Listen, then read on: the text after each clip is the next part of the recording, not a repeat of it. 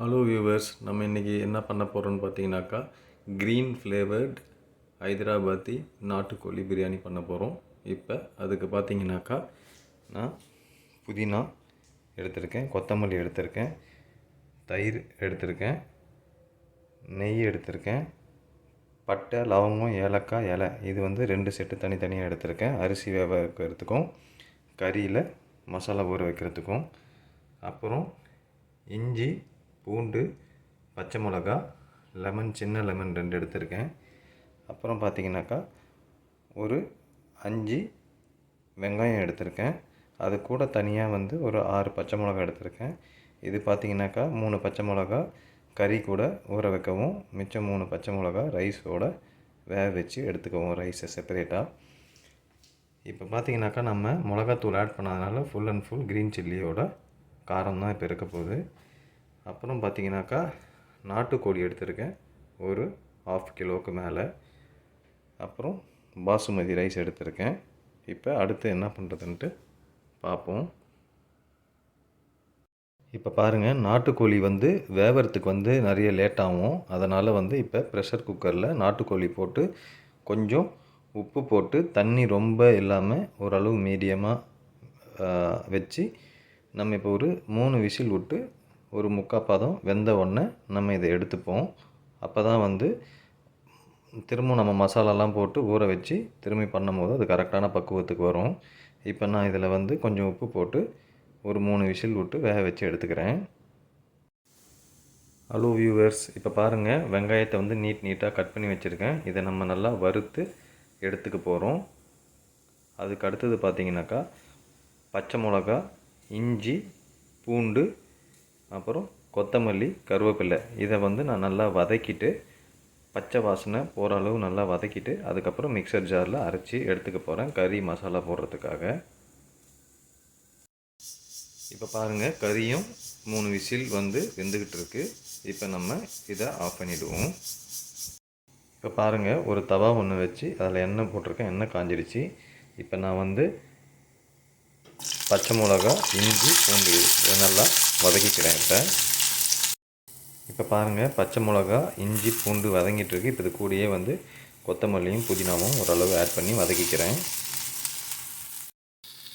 இப்போ பாருங்கள், இஞ்சி, பூண்டு, பச்சை மிளகா, புதினா, கொத்தமல்லி இதெல்லாமே நல்லா வதக்கிட்டோம். இதை இப்போ நம்ம ஆற வச்சு மிக்சர் ஜாரில் போட்டு அரைச்சி எடுத்துப்போம் இதை. இப்போ பாருங்கள், நாட்டுக்கோழியும் முக்கால்வாசி வெந்துடுச்சு. இப்போ இதை எடுத்து நம்ம மசாலா போட்டு வைக்கிறதுக்காக டபரால் இதை ஷிஃப்ட் பண்ணிப்போம். இப்போ பாருங்கள், இஞ்சி, பூண்டு, பச்சை மிளகா, புதினா, கொத்தமல்லி வதக்கினதை இப்போ நம்ம ஒரு கண்டெய்னரில் ஷிஃப்ட் பண்ணியாச்சு, மிக்சர் ஜாரில் ஷிஃப்ட் பண்ணியாச்சு. இப்போ இது கூடயே தயிரும் ஆட் பண்ணிக்கலாம், ப்ளஸ்ஸு லெமனை பிழிஞ்சு விட்டுக்கலாம். அது கூட கறி வேக வச்ச தண்ணியை கொஞ்சம் ஆட் பண்ணி நல்லா மிக்சர் கிரைண்டரில் அரைச்சி எடுத்துக்கலாம். இப்போ பாருங்கள், தயிர் ஆட் பண்ணிட்டேன். இப்போ கொஞ்சோண்டு கறி வேக வச்ச தண்ணியும் சேர்த்து நல்லா அரைச்சி எடுத்துக்கலாம். இதை பாருங்கள், திரும்ப நான் ஒரு தவா வச்சு அதில் எண்ணெய் போட்டிருக்கேன். எண்ணெய் காஞ்சிடுச்சு. இப்போ நான் வெங்காயத்தை ஆட் பண்ணி நல்லா வதக்கி எடுத்துக்கலாம். நல்லா மொறுன்னு ப்ரௌனிஷாக ஆகிற வரைக்கும் வதக்கி எடுத்துக்கலாம். இப்போ பாருங்கள், வெங்காயத்தை நம்ம வதக்கிட்டு இருக்கோம். இதுக்குள்ளே கறிக்கு மசாலா போட்டு எடுத்துப்போம் நம்ம. இப்போ பாருங்கள், வேக வச்ச கறியை ஒரு டபரால் ஷிஃப்ட் பண்ணியிருக்கோம். இப்போ நம்ம அரைச்சி எடுத்த இஞ்சி, பூண்டு, பச்சை மிளகா, புதினா, கொத்தமல்லி, தயிரை இதில் ஆட் பண்ணி நல்லா கறியோடு கலந்து விட்டுக்கலாம்.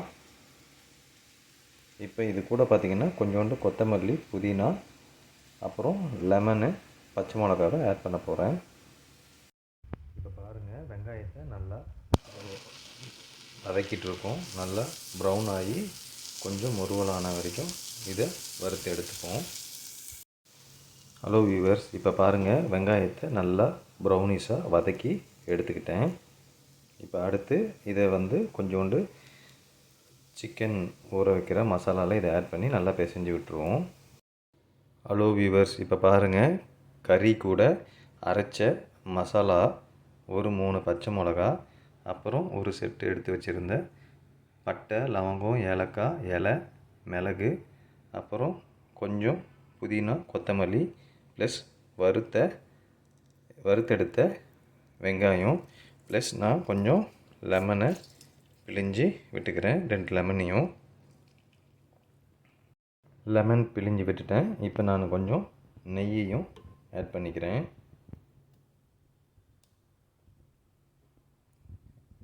ஆட் பண்ணியாச்சு நெய்யை. இப்போ நான் நல்லா கலந்து விட்டுக்கிறேன் இதை. இப்போ பாருங்கள், கறியில் ஆல்ரெடி உப்பு போட்டிருந்தோம். அதனால் இப்போ நான் கொஞ்சம் உப்பு ஆட் பண்ணி நல்லா கலந்து விட்டுக்கிறேன் இதை. இப்போ பாருங்கள், கறி வேக வச்ச தண்ணி வந்து கொஞ்சம் இருக்குது. நான் அதையும் சேர்த்து ஊற வச்சுக்கிறேன். ஏன்னா அந்த தண்ணி ஊறினா நல்லா இருக்கும்னால கொஞ்சம் அதையும் ஊற்றி நல்லா கலந்து விட்டு ஊற வச்சுக்கிறேன் நான். இப்போ பாருங்கள், கறி வந்து நல்லா மசாலா போட்டு ஊற வச்சாச்சு. இப்போ ஹைதராபாத்தி பிரியாணிக்கு இப்போ இது வந்து பார்த்திங்கன்னா குறைஞ்சது ஒரு 1 மணி நேரம் நல்லா ஊற விடுவோம். ஹலோ வியூவர்ஸ், இப்போ பாருங்கள், கறி வந்து மசாலா போட்டு ஊற வச்சு 1/2 மணி நேரம் ஆகுது. இப்போ நான் வந்து அரிசியை வந்து ஒரு 1/2 மணி நேரம் ஊற வச்சுக்கிறேன். அப்போ தான் வந்து ஒரே வாட்டி நம்ம கறியை வந்து அடுப்பில் வைக்கும் பொழுது அரிசியும் 1/2 மணி நேரம் ஊறி இருக்கும். அதையும் நம்ம வேக வச்சு எடுக்க முடியும். அதனால் இப்போ அரிசியை வந்து ஊற போட்டுக்கிறேன். இப்போ பாருங்கள், அரிசியை நம்ம ஊற வச்சுருக்கோம் 1/2 மணி நேரத்துக்கு. ஹலோ வியூவர்ஸ், இப்போ பாருங்கள், நம்ம கறி மசாலா போட்டு வச்சு 1 மணி நேரம் ஆகிடுச்சு. இப்போ நான் ஸ்டவ்வில் வச்சுருக்கேன். நல்லா ஹை ஃப்ளேமில் வச்சுருக்கேன். கொஞ்சம் நல்லா கொதி வந்த அப்புறமா நம்ம அப்படியே சிம்மில் வச்சுட்டு இன்னும் கொஞ்சம் வேக விடுவோம் கறியை.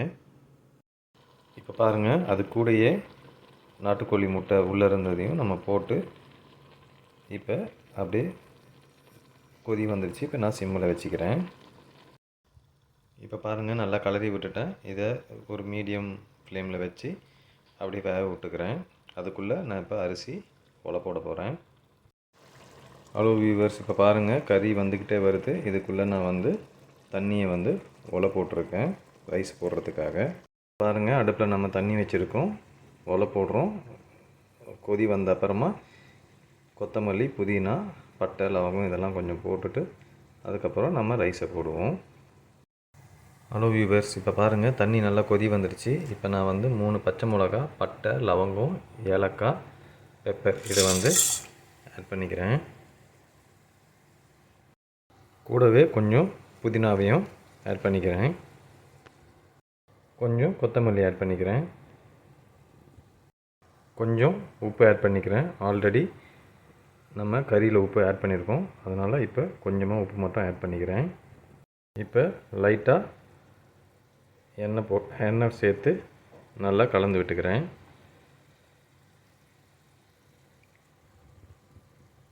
பாருங்கள், பச்சை மிளகா, பட்டை, லவங்கம், ஏலக்காய், இலை, பெப்பர், அப்புறம் கொஞ்சம் உப்பு, எண்ணெய், அப்புறம் கொத்தமல்லி, புதினா இதை ஆட் பண்ணி இப்போ நல்லா கலந்து விட்டுட்டேன். இப்போ இது ஒரு கொதி வந்த அப்புறமா நான் வந்து அரிசியை போட்டுக்க போகிறேன். இப்போ பாருங்கள், தண்ணி நல்லா கொதி வந்துடுச்சு. இப்போ நான் வந்து அரிசியை சேர்த்துக்கிறேன்.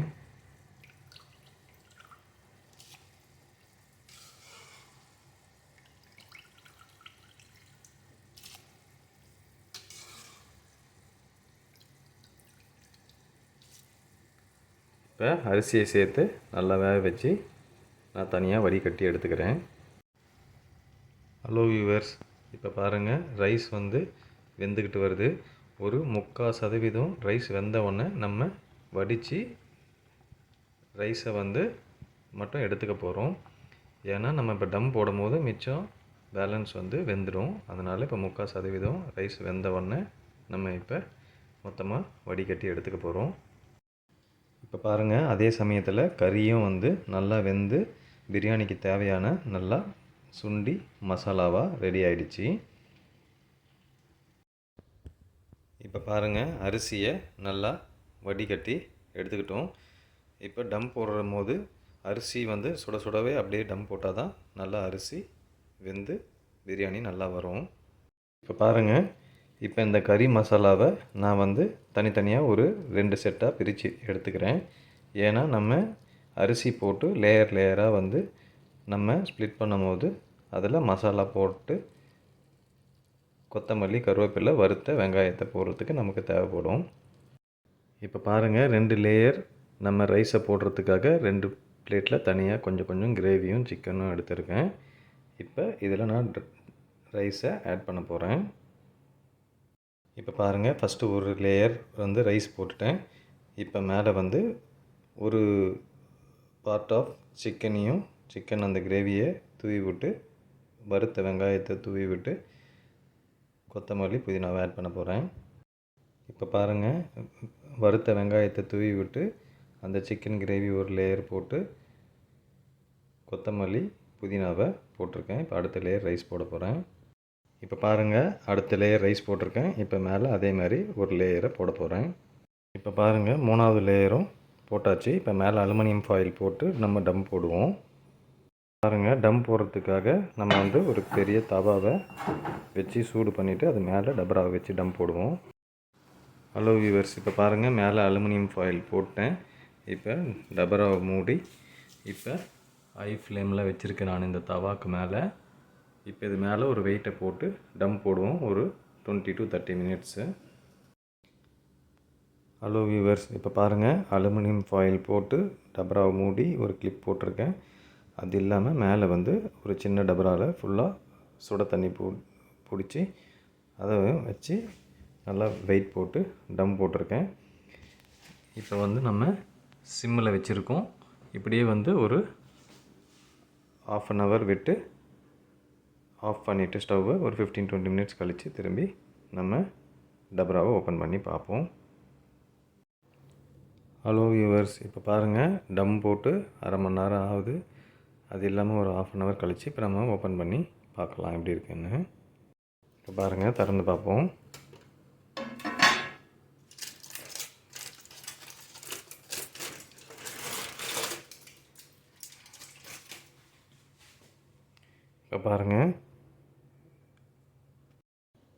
இப்போ பாருங்கள் க்ரீன் ஃப்ளேவர்ட் ஹைதராபாத்தி நாட்டுக்கோழி பிரியாணி வந்து ரெடி ஆகிடுச்சு. நான் இப்போ இது கலந்து காட்டுறேன் எப்படி இருக்குன்ட்டு. ஹலோ வியூவர்ஸ், இப்போ பாருங்கள் நான் பிரியாணி நல்லா கலந்து விட்டுருக்கேன். இதேமாதிரி நீங்களும் க்ரீன் ஃப்ளேவர்ட் ஹைதராபாதி நாட்டுக்கோழி பிரியாணி பண்ணி பார்த்துட்டு எப்படி இருந்துச்சுன்ட்டு கமெண்ட் பண்ணுங்கள். இந்த வீடியோ உங்களுக்கு பிடிச்சிருந்தா லைக் பண்ணுங்கள், ஷேர் பண்ணுங்கள், என்னோடய சேனலை சப்ஸ்கிரைப் பண்ணுங்கள். தேங்க்யூ ஃபார் வாட்சிங்.